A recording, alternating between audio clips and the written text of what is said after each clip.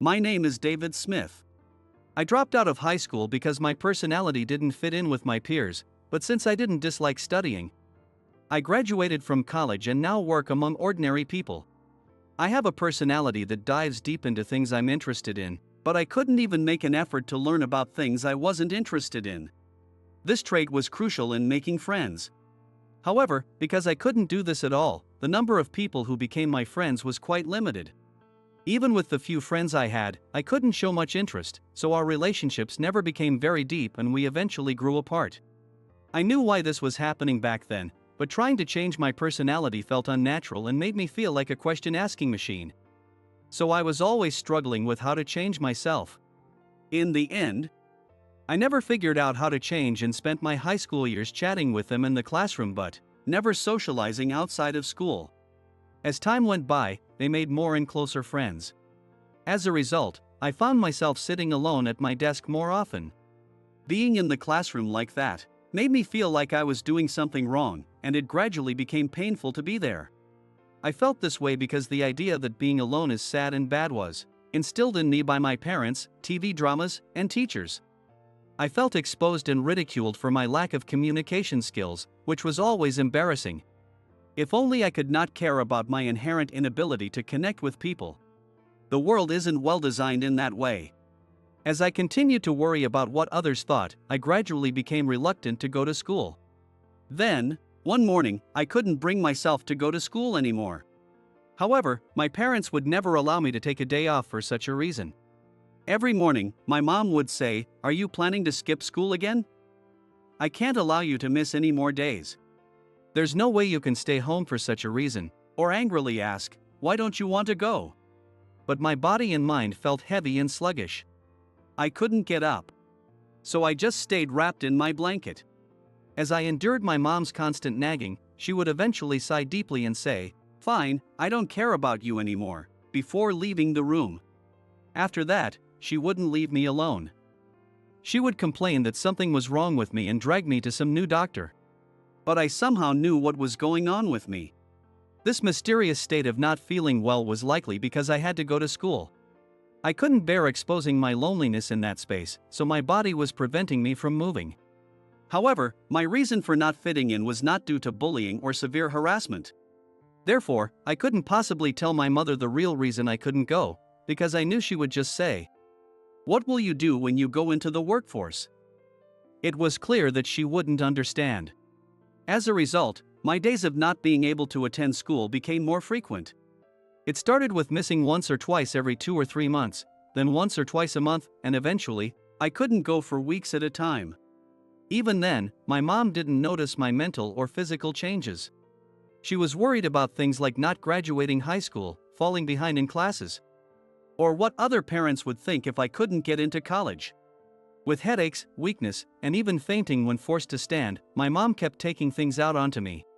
However, my heart, weakened by being continuously thrown into groups that didn't suit me, had no room to worry about such things. But my mother was so desperate that she believed if she scolded me and somehow forced me to get up, she could make me go to school, without considering my feelings at all. She was also desperate to keep her child within the bounds of normalcy. As a result, I became even more immobile and started refusing to do basic daily activities. Unable to sleep, bathe, or do anything but stay in bed for days, my mom finally realized I was breaking down. At that point, she didn't know what to do and started suggesting I see a psychiatrist or a mental health specialist instead of a regular doctor. However, I refused to go to such a place. I insisted that I wasn't in such bad shape. I was just having trouble fitting in with the people around me, but there was nothing wrong with me. I resisted desperately. But then my mom said, "So, are you just going to keep saying you can't fit in and lie in bed forever? Maybe that's fine now. But there will come a time when you absolutely have to go out. You need to prepare for that now, or you'll be the one in trouble later." Hearing those words, I was startled. That's right, I am struggling with my inability to fit in with the majority. If that's the case, maybe I should see a specialist. Thinking this, I finally stepped out of the house, on the condition that I could stay wrapped in a blanket in the car. However, I soon realized that the hospital was not a place that could help me. Doctors are just normal people, and nobody understands someone as different as me. The doctors I visited, dragging myself there, said things like, I had extreme communication difficulties, autonomic dysfunction causing my inability to get up, or low blood pressure that required exercise to improve circulation and muscle strength. I also underwent various tests for IQ, developmental issues, and personality problems, but while some aspects fit, it wasn't enough for a diagnosis. The results were simply summarized as having certain tendencies. Hearing this diagnosis made me furious. Why did I struggle to get to this distant hospital only to hear what I already knew? So, how am I supposed to get better? No matter how much I asked or searched online, no one could give me an answer. As time passed, I managed to work reasonably well at my first job and somehow blend in. Then one day, I was told by my workplace to retake the exam at a designated hospital, because I had been too busy to attend the regular health checkup at the office. So, I visited a familiar hospital near my home. Even though I was used to it, I felt a sense of dread thinking it would be crowded. Why do I have to spend my day off here? I thought resentfully as I walked into the brightly colored lobby of the large hospital. As expected, the hospital was crowded with patients who had come from far away with referral letters. The spacious general reception was packed with elderly patients, people in their 40s and 50s, young adults, and children. It looked like I would be spending the whole day at the hospital despite it being my day off. The magazines on the shelf seemed like ones I had read elsewhere, and if I used my phone too much, I might miss urgent calls from work. I was competent at my job, and over the years, I had gained considerable trust from my workplace. And since I had established a certain level of status for my age, even on holidays, I would often get questions about work or sudden requests like, "Can you come to office?" So, I wanted to save my phone's battery.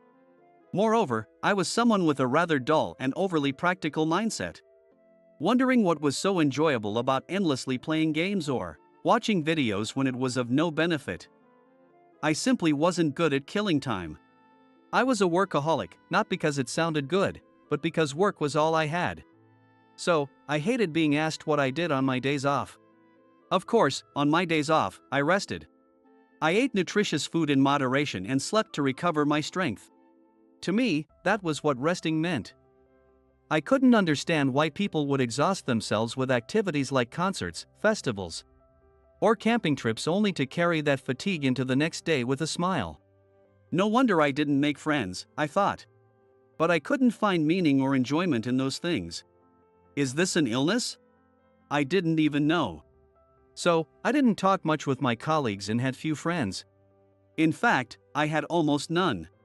But because I focused intensely on my work and studies, I earned the trust of patients and nurses more than any of my peers. When patients thanked me, saying they were cured because of me or that it wouldn't have been possible without me, I felt glad I had pushed forward in my own way. That's right, even famous inventors dedicated themselves to their work and research, and they made a name for themselves. So, I'll become like that. In school, where average robots are desired, I was seen as odd, but not now. As an adult, even a competent person who just works hard can be recognized as useful. So, I'll stick to this path. I could now think this way without demeaning myself. As I was reminiscing about various things from the past, I realized that someone was calling my name, David. Finally, I thought, as I reluctantly got up and slowly walked to the reception, where I saw a strikingly tall, slim woman. Even from behind, it was clear she had a small head and long, slender limbs. It was obvious at a glance that her coat, clothes, bag, and shoes were all high-quality items from a good store, not just flashy brand names. Her hair was relatively bright and curled. As I passed by her, slightly annoyed, wondering what kind of person she was to wear such confident attire, she addressed me in a haughty tone. "Oh, I feel like I've seen your face before." In that moment, lots of questions filled my mind. There was no way I had such an arrogant acquaintance. Then who is she? Did I have any classmates that haughty? As I turned to look at her, I couldn't recognize her through the heavy makeup. However, it was rare to see someone so beautiful and attention-grabbing. Oh, right. I remember now. She was the popular beauty in class who flaunted her looks and intelligence, making her quite unbearable. Yet, everyone in class paid attention to her because of her stunning looks and brains. I think everyone secretly liked her a bit. The attention she received was clearly special. She was aware of her high status in high school and acted very arrogantly. Her arrogance involved belittling the unnoticed, quiet ones in class, making them the butt of jokes. And I was one of her targets. Why had I forgotten about her? Since dropping out of high school, my battleground had been at home. Enduring my parents' reprimands and the accusing looks for not completing even the minimum education. Dealing with their worries about my future and the daily anxiety left me exhausted. So, I hadn't had the time to think much about the unpleasant people from school. Ah, now I remember. The bad memories of her are still vividly replaying in my mind. She, Emily, always said things that belittled me loud enough for me to hear. Why did she go out of her way to pick on a quiet guy in the corner of the class? Why did she mock and laugh at me? I didn't understand that feeling back then, but now that I've grown up, I've seen the characteristics of people who make nasty comments about celebrities online, and I've recently come to understand that feeling. First, they must be experiencing some kind of intense stress. It could be from studying, exams, relationships, poverty, or loneliness. People who leave such comments are often bored and lonely. And without money, they couldn't even kill time. Being so bored and having nothing interesting to do, they found themselves unable to resist belittling someone on social media, which was free to use. When wealthy influencers or celebrities filed disclosure requests and met the people who left such comments, they often found that these individuals were either students or visibly impoverished people struggling to get by. There are also housewives who, frustrated with their lives and lacking extra money, take out their anger on others. When people are cornered, they may resort to attacking others. Still, I couldn't understand what stress someone as beautiful and smart as her might have had, so maybe that wasn't the reason. In any case, I despised her for acting so arrogantly just because she had good looks by chance. What an ugly and base heart she has, I thought. Though there wasn't a single thing in which I could surpass her, I believed that, as a person, I was definitely better. No matter how much she insulted me, I continued to ignore her. Eventually, after a year, she seemed to lose interest in me, and the harassment stopped. Though she wasn't the reason I dropped out, the unpleasant feelings and memories lingered.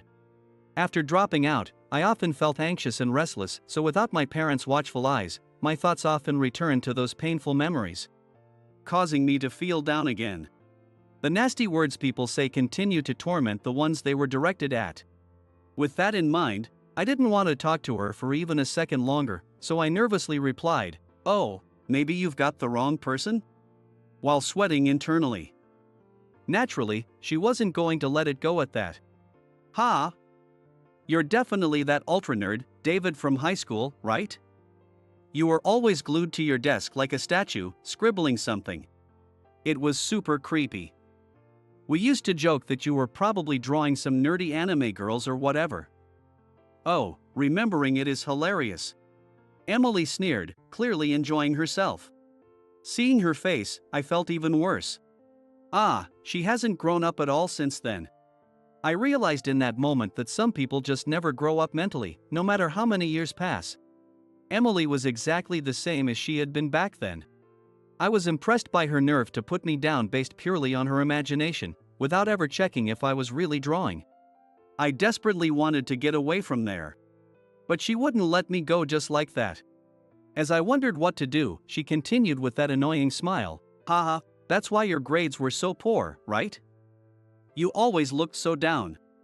It was really unpleasant to watch. It's disgusting just to see an introvert." I can't help but say something.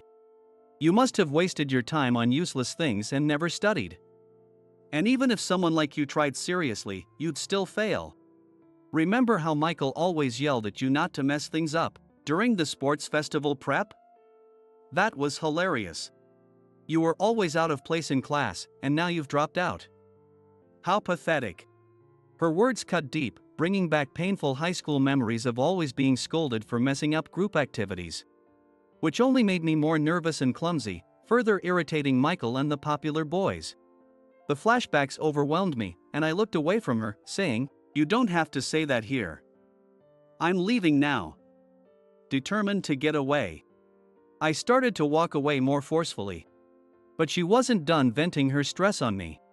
Emily stepped closer and grabbed my arm. "You haven't changed at all. Always nervous, making weird movements. That's why you ended up dropping out. So, what are you doing now?" "Probably just working at some part-time job anyone can do.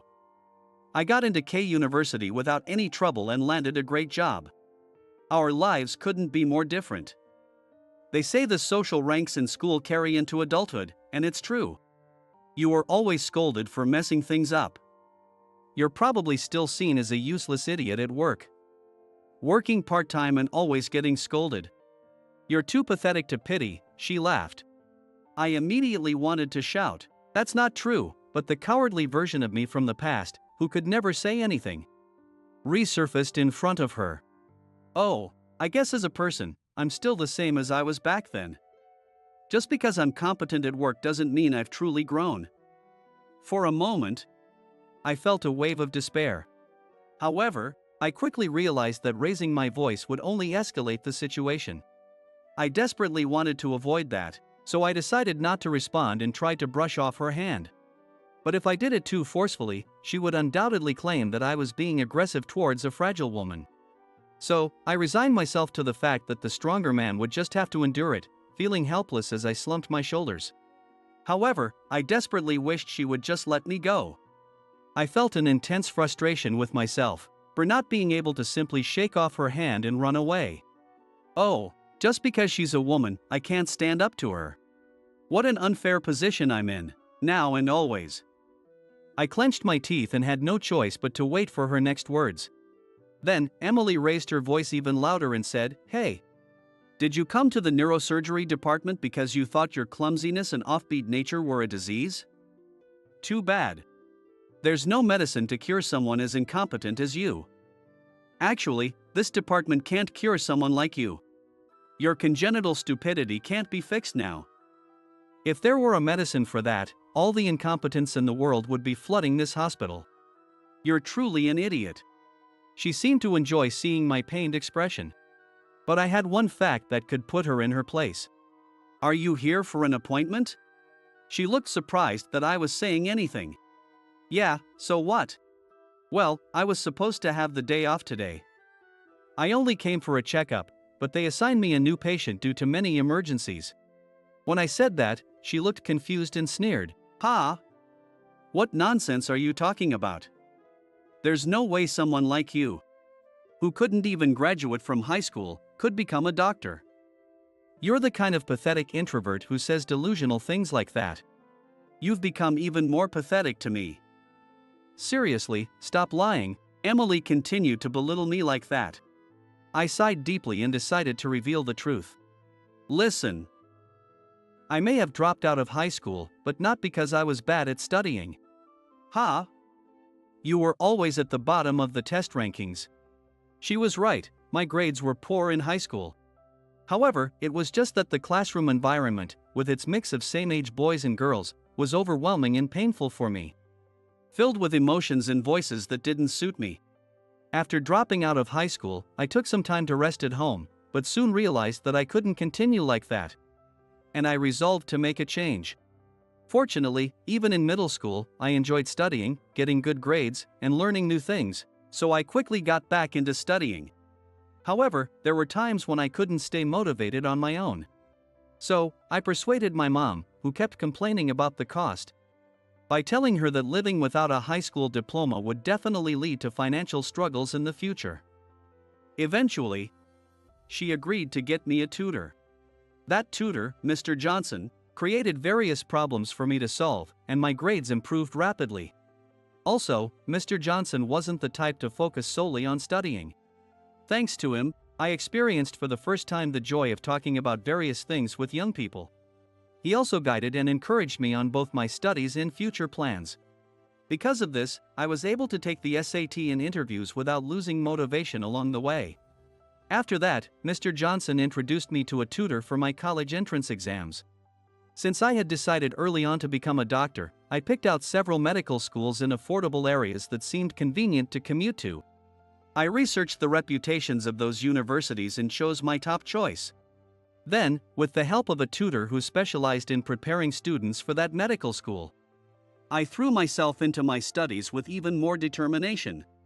Then, 3 years later, I successfully got accepted into my first choice university.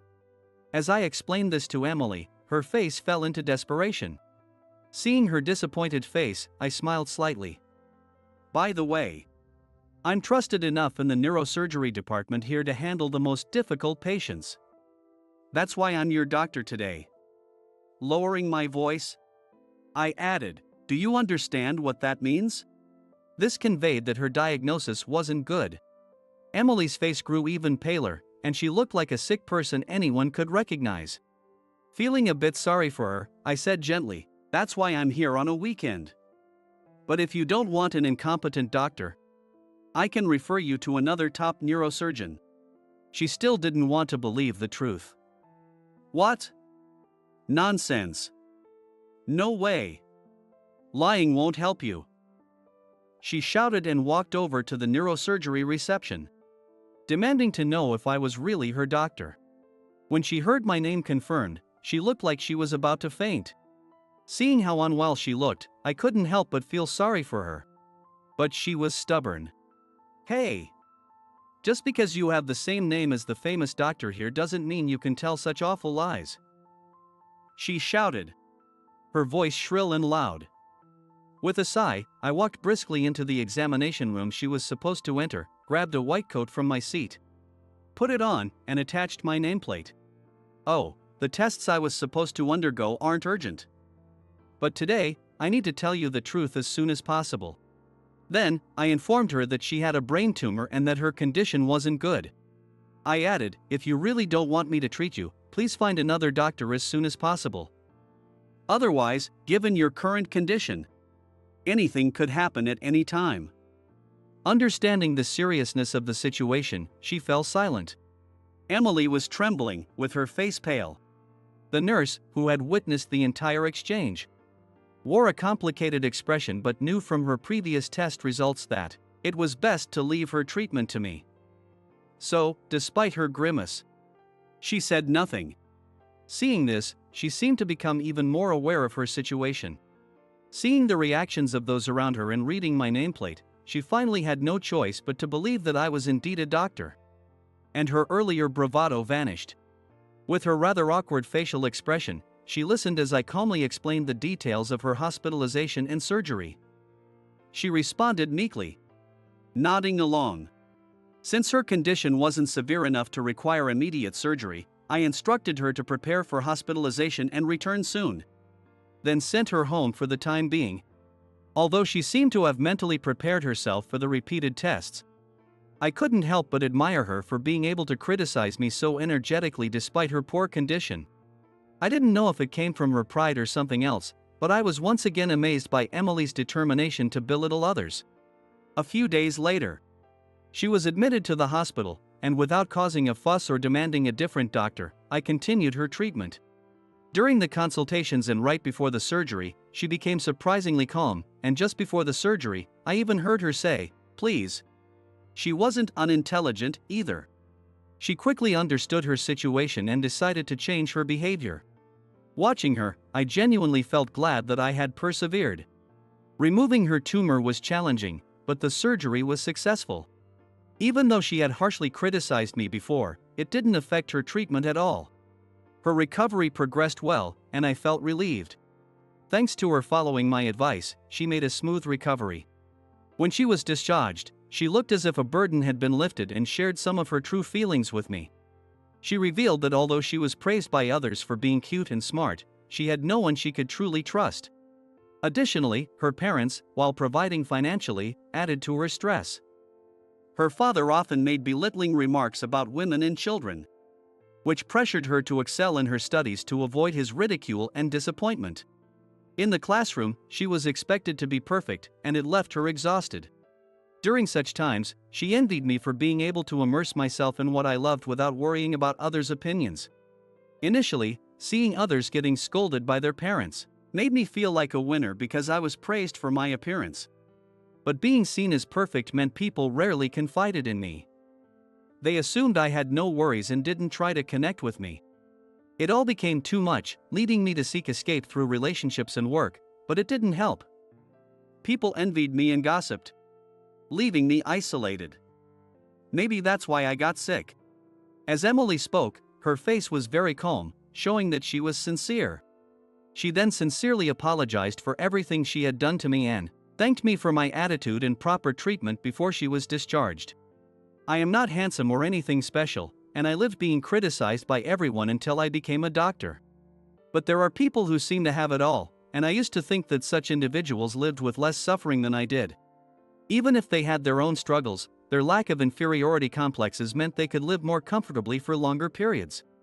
However, I realized that these seemingly perfect people often felt lonely in their relationships, found it hard to be approached casually, or struggled more than I thought with their appearance. I came to understand this. Realizing this, I noticed that my life, which I once thought was full of inferiority complexes, had actually provided me with an environment where I could channel those feelings into focusing on what needed to be done. Meeting my tutor, Mr. Johnson, made me realize that it wasn't all that bad. Of course, even if my weaknesses have improved a little, they are not something that will completely go away. But if I can do what I'm capable of and find some sense of fulfillment, maybe that's enough. Listening to her words made me realize this. However, the hurtful things she said to me will never disappear from my heart. But now that I've heard her true feelings, my resentment has lessened. And I hope that I can live without feeling the same pain as before she became ill. With that thought in mind, I watched her walk away.